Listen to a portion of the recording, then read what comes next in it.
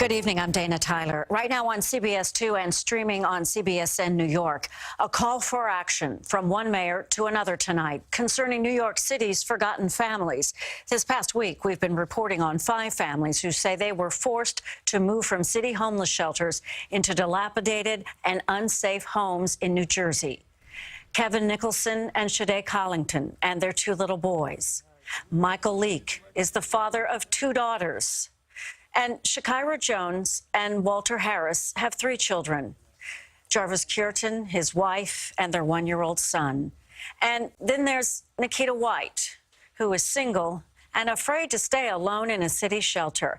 They all say their concerns were ignored. They're all working people. Tonight, we meet another person, yet another, who says the city is not telling the truth about this program to relocate them. CBS 2's Bauman, who's been on top of this since get-go, is here now with more. Allie. Well, Dana, for a single working mother of 3, a teacher's aide in the Bronx, this city program offering to get her family out of the shelter seemed like a dream come true.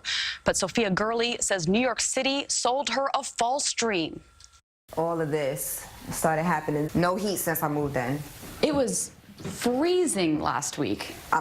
Wait, I'm not done. Sophia Gurley says this house in Newark, New Jersey, has been falling apart since the New York City Department of Homeless Services, or DHS, moved her and her 3 children here last spring. No hot water, no lights. I have to run a line through this surge right here. Gurley was working as a teacher's aide in the Bronx when DHS offered her its special one-time assistance program, which covers 1 year's rent for eligible working parents to move out of city shelters. Over the past week, we've shown you at least half a dozen different families who say DHS pressured them into unlivable New Jersey homes, many of which were not up to code. And when the landlords disappeared, these families say DHS was nowhere to be found.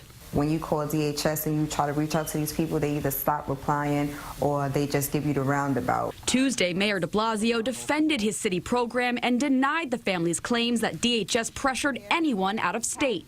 No one's pressuring people. We don't create the ideas out of thin air. What typically happens is someone says, I have family somewhere, or I used to live somewhere, or I think I can get a job somewhere. Lies.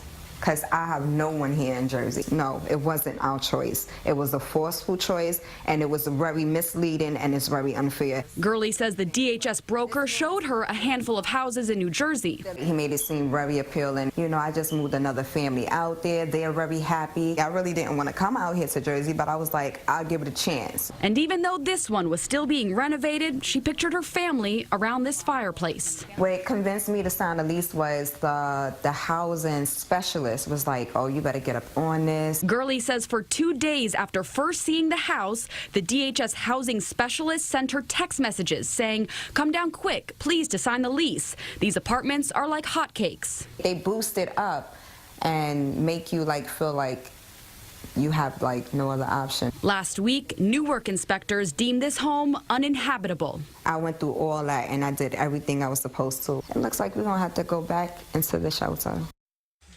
Following our reports, Newark's mayor called on New York City to make changes to this program. We asked Mayor de Blasio's office for a reaction, but were referred to Homeless Services, who once again only said they're investigating and going after the wrongdoers involved.